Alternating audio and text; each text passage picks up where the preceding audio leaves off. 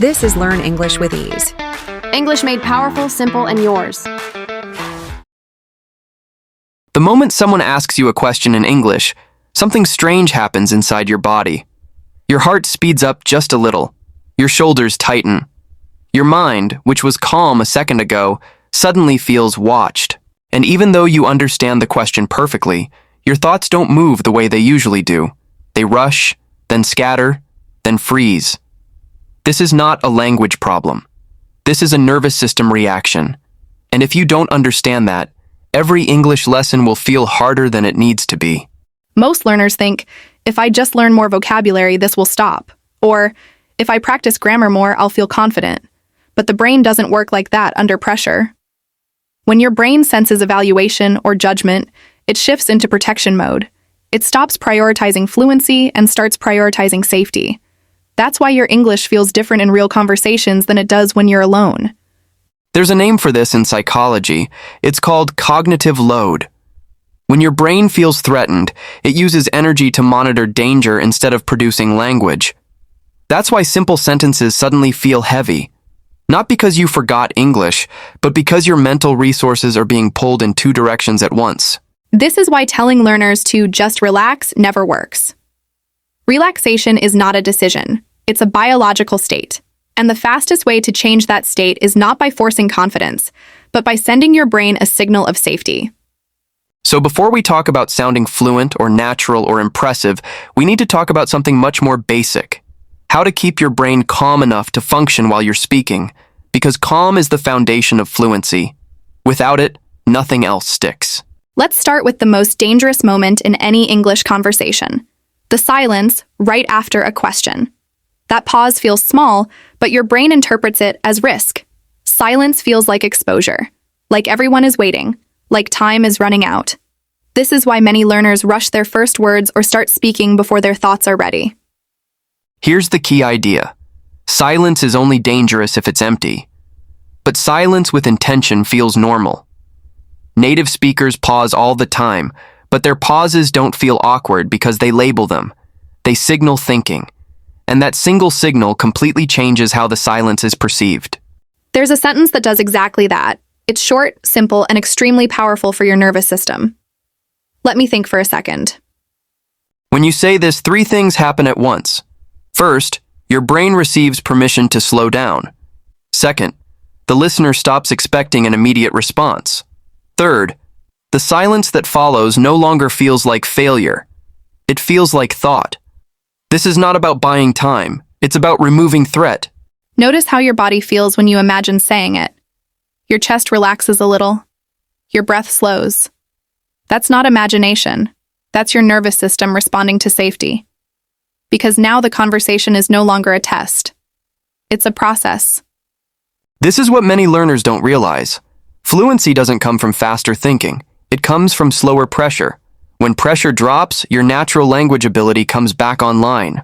Now let's talk about another hidden fear that blocks English. The fear of being wrong. Many learners don't stay silent because they don't know what to say. They stay silent because they're afraid of committing to an answer.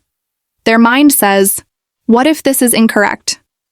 And that hesitation builds tension before the first word even comes out. In cognitive science, this is called error monitoring. When it becomes too active, it interrupts speech production. Your brain starts checking instead of expressing.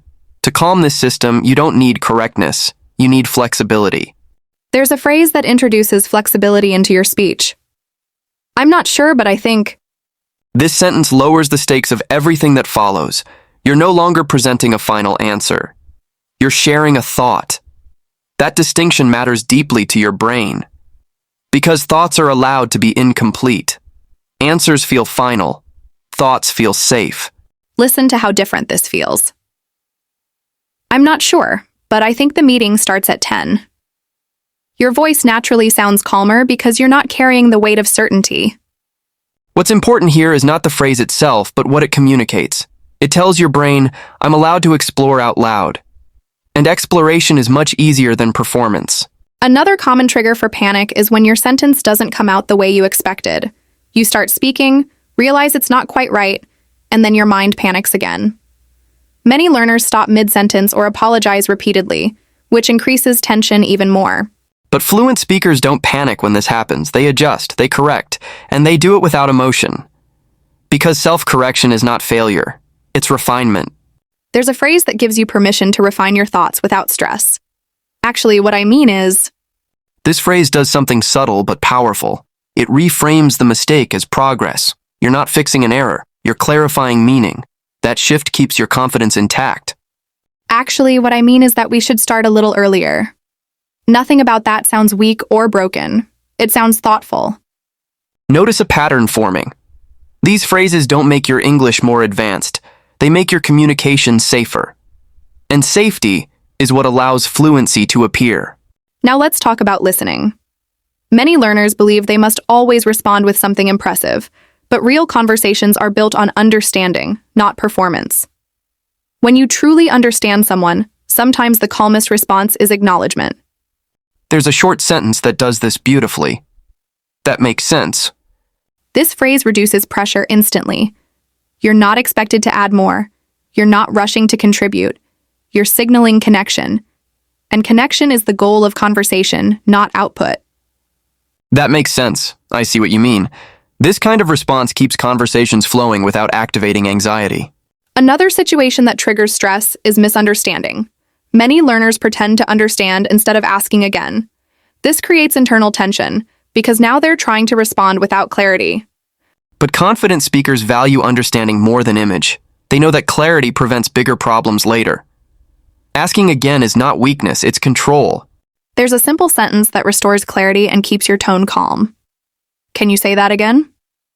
When you add, I want to be sure I understand, it becomes even more grounded. You're not apologizing, you're being responsible.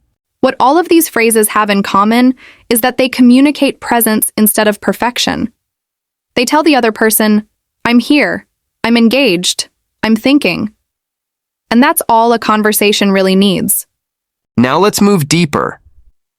There's one pressure that sits underneath all the others. The pressure to defend yourself when you speak, especially when you're sharing an opinion. Many learners feel their body tighten because they expect disagreement or judgment. This triggers a defensive tone, even when you don't mean to sound defensive. Your voice hardens, your words become rigid, and the conversation feels tense, even if no one is arguing. There's a phrase that softens this instantly. I'm just trying to explain. This sentence lowers emotional intensity. It signals cooperation instead of conflict. And when emotional intensity drops, your speech becomes smoother. I'm just trying to explain how I see it. That doesn't sound aggressive. It sounds human. And now we arrive at the most important shift of all. This is not just a phrase. It's a mindset that changes how your brain experiences English entirely. Most learners believe they must be correct before they speak. This belief creates constant tension. Your brain treats every sentence like a test, but communication is not an exam. It's an exchange. There's a sentence that removes this internal rule. It's okay if I'm wrong, but When you say this, you're doing something radical. You're giving yourself permission to be imperfect in public. And that permission unlocks fluency faster than any textbook ever could. it's okay if I'm wrong, but I think we should try a different approach. That sentence feels relaxed because the speaker is not protecting an image. They're sharing a thought. This is the moment where many learners experience a shift. They speak more freely. They pause naturally. They stop replaying conversations afterward. Because the pressure to be flawless is gone. If you look back at everything we've discussed, you'll see that fluency is not about pushing harder. It's about removing internal resistance. When resistance drops, language flows. English becomes easier not when you know more, but when you feel safer speaking with what you already know. And that safety starts in the mind, not the mouth. When you stop treating English like a performance, it becomes part of who you are. And when that happens, confidence is no longer something you chase. It's something that quietly appears.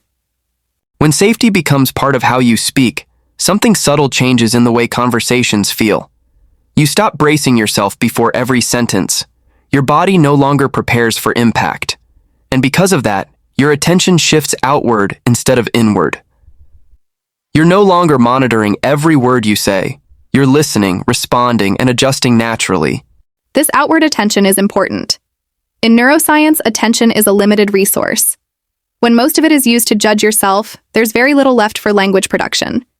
But when self-monitoring quiets down, your brain has room to access words, structures, and expressions that were already there. This is why many learners are surprised when they sound more fluent in relaxed situations. It's not that their English suddenly improved. It's that the internal noise finally went quiet enough for their ability to show itself. Now let's talk about another common moment that triggers panic. Being interrupted. You're speaking in English, your sentence is going okay, and suddenly someone jumps in, asks a follow-up question, or changes direction. For many learners, this interruption feels like failure, like you lost control of the conversation. But interruptions are not a sign of poor English. They're a sign of engagement. Native speakers interrupt each other constantly. The difference is how they respond to it. They don't rush. They don't apologize excessively. They reclaim space calmly. There's a sentence that helps you do exactly that. Let me finish this thought. This phrase is calm, respectful, and confident. It tells the listener that you're still processing something important. And when you say it, your body stays upright instead of collapsing inward. Let me finish this thought, and then I'll answer that. That sounds composed, not defensive. Another interruption that causes stress is internal. It's when your mind interrupts you. You start a sentence and halfway through, your brain says, "This isn't good," or "This sounds wrong." That inner voice is one of the biggest enemies of fluency. That voice is part of your error monitoring system. It's useful when you're studying alone. But during conversation, it needs to stay quiet. And one way to quiet it is to give yourself a verbal bridge. Here's a bridge that works extremely well. What I'm trying to say is, This phrase buys you cognitive space. It allows your sentence to evolve instead of collapse. You're not restarting, you're continuing. what I'm trying to say is that this approach might work better in the long run. That sounds thoughtful, not broken. Notice how many of these phrases protect continuity. They keep you moving forward instead of stopping. Fluency is not about never stopping. It's about knowing how to continue. Now let's address another deep fear, sounding foolish. Many learners carry an invisible belief that if they make a mistake, they will be judged harshly. This belief comes from school environments, exams, or past negative experiences. But real conversations don't work that way. Most people are not analyzing your grammar. They're following your meaning. When your meaning is clear and your tone is calm, small mistakes disappear from attention. There's a sentence that helps shift focus back to meaning when you feel exposed. What I mean is, This phrase gently redirects the listener's attention to your idea instead of your form. It keeps the conversation anchored in understanding. that this solution saves time overall. The listener hears clarity, not imperfection. Now let's talk about speed. Many learners believe that speaking faster equals sounding fluent, but speed under pressure often reduces clarity and increases anxiety. Fluent speakers are not fast. They're well-paced. They adjust speed based on thought, emotion, and situation. And one of the simplest ways to slow down without sounding unnatural is to verbalize thinking. There's a phrase that does this beautifully. That's a good question. This sentence does more than acknowledge the question. It slows the rhythm of the conversation. It gives your mind time to organize without signaling difficulty. That's a good question. Let me think for a moment. This feels controlled, not hesitant. Another moment learners struggle with is disagreement. Expressing a different opinion often triggers fear of conflict. This fear tightens the body and stiffens the voice. But disagreement doesn't have to feel like opposition. It can feel like exploration. And language can help frame it that way.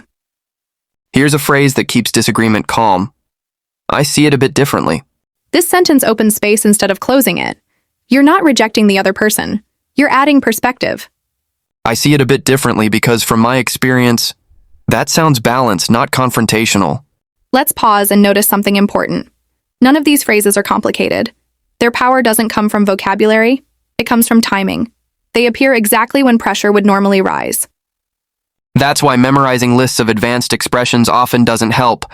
Under stress, your brain can't retrieve them, but simple, emotionally aligned phrases stay accessible. Now we need to talk about recovery. Because no matter how prepared you are, there will be moments when a sentence collapses completely. A word disappears. The structure falls apart. And for many learners, this feels catastrophic. But fluent speakers recover quickly, not because they don't make mistakes, but because they don't emotionally react to them. Recovery is a skill, and like any skill, it can be practiced. There's a sentence that helps you recover smoothly. Let me start that again. This phrase resets the moment without shame. It keeps your dignity intact, and it tells the listener that clarity matters more than speed. Let me start that again. What I wanted to say was, that sounds calm and deliberate. Another recovery tool is humor. Light humor reduces tension instantly. You don't need to be funny, you just need to be human.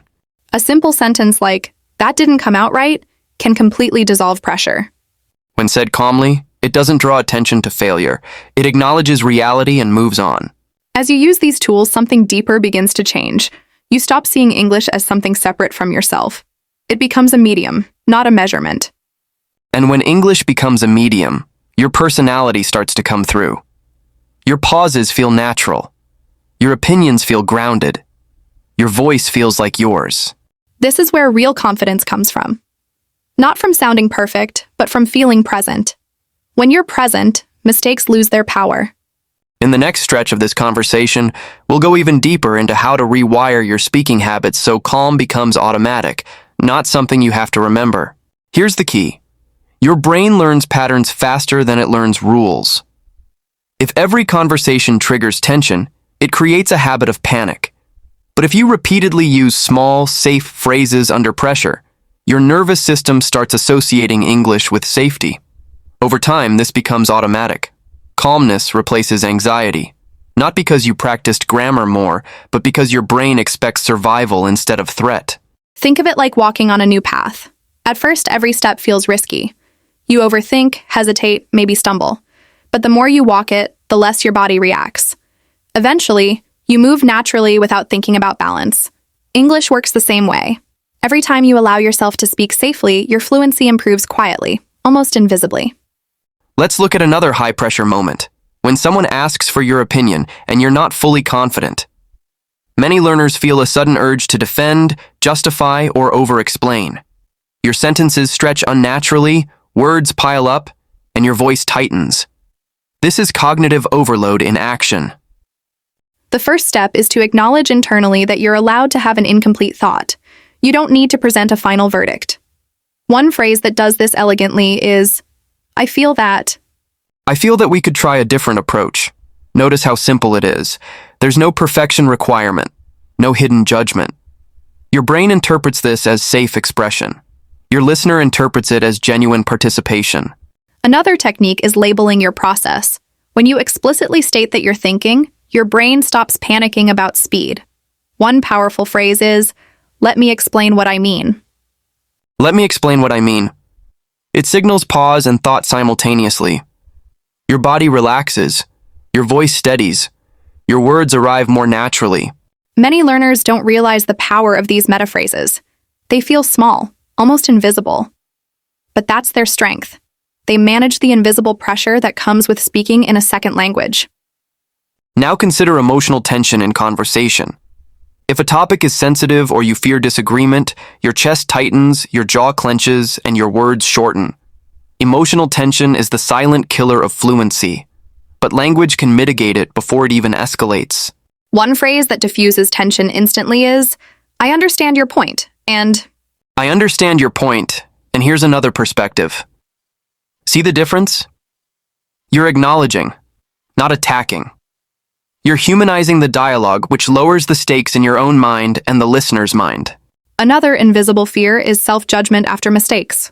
Learners replay conversations in their head, criticizing themselves for every mispronunciation or grammar slip. This rumination reinforces anxiety, which makes future speaking harder. You break this cycle by creating verbal shortcuts for forgiveness. A simple line like, "It's okay, I meant," allows your brain to release tension instantly and continue forward. It's subtle, but over time, it rewires expectation. Instead of fearing failure, you anticipate adjustment. Instead of freezing, you anticipate continuation. And repetition is key.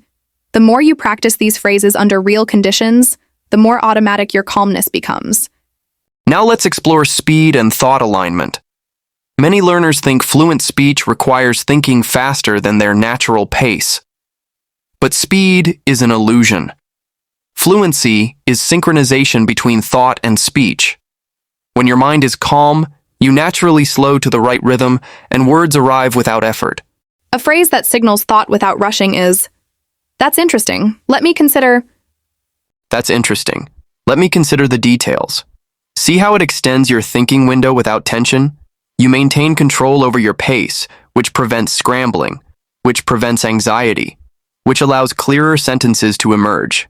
Next, we address a critical subconscious pattern, over-apologizing. Many ESL learners insert unnecessary apologies mid-conversation. "Sorry, I mean," or "sorry, I'm not sure." These phrases communicate doubt and insecurity, even when you're sharing useful ideas. The solution is rephrasing with ownership. Swap sorry for clarity signals. For example, "What I mean is," or "actually." Actually, we should start earlier to match the agenda. Notice how calm, deliberate, and composed this sounds. Your mind relaxes because the sentence provides both structure and safety. The listener's mind relaxes because the language communicates confidence, not defensiveness.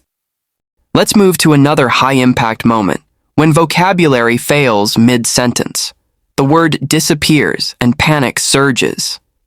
The instinct is to stop, pause, or fill with meaningless sounds. But fluent speakers recover instantly. How? They normalize the gap. The phrase, "let me find the right word," creates space without signaling failure. It communicates thoughtfulness, not weakness. Let me find the right word, and continue. The brain interprets this as control regained. The listener interprets this as engaged, intentional communication. By practicing these recovery phrases, your neural pathways start expecting safety, not threat.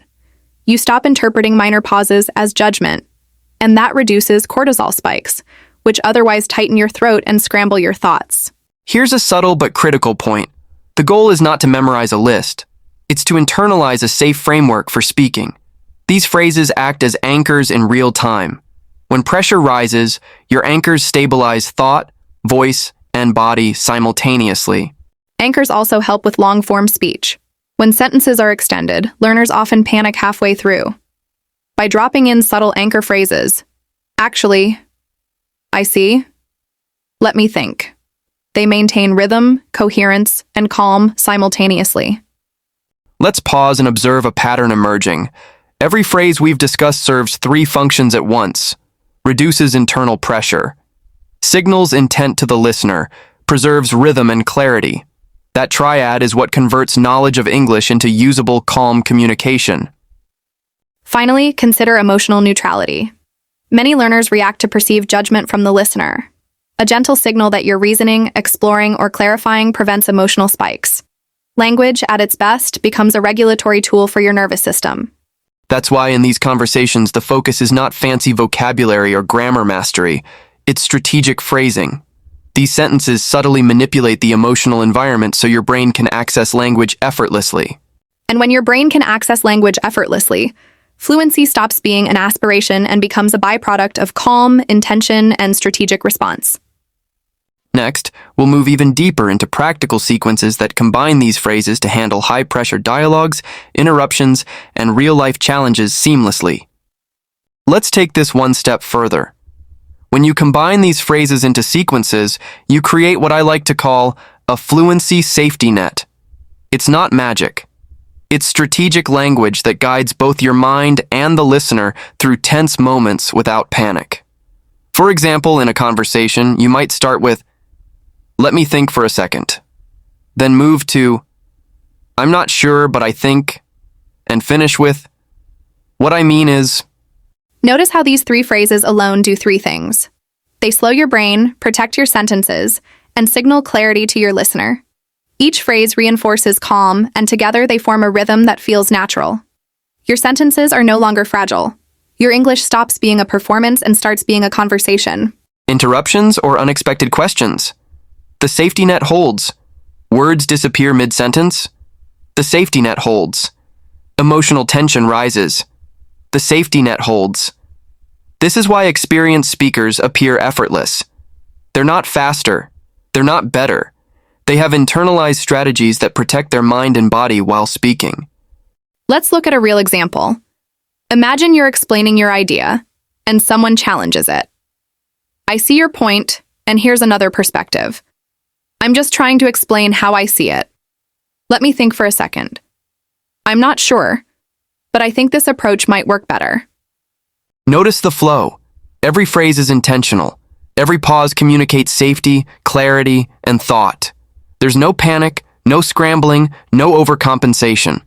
This is the natural rhythm of calm English. Now let's talk about another layer, identity. Most learners feel they must perform as a good English speaker rather than expressing themselves. This mindset increases tension and reduces accessibility to your existing skills. The key shift is to speak as yourself, not as the version of English you think is perfect. These phrases allow exactly that. It's okay if I'm wrong, but signals permission to speak imperfectly. Actually, what I mean is signals thought refinement. Let me think for a second. Signals cognitive space. Each phrase gives your brain permission to exist in the conversation without fear. And when you speak without fear, something remarkable happens. You stop replaying conversations in your head afterward. You stop worrying about every word you said. You notice that your English was not perfect, and that it didn't matter. Communication flowed, ideas were shared, understanding happened, connection happened. Fluency at this level is invisible. It's not flashy. It's calm. It's deliberate. It's human. And human communication is always imperfect. The sooner your mind accepts this, the sooner your English feels effortless. This is why many learners plateau. Not because they don't know enough vocabulary or grammar, but because their internal environment is tense.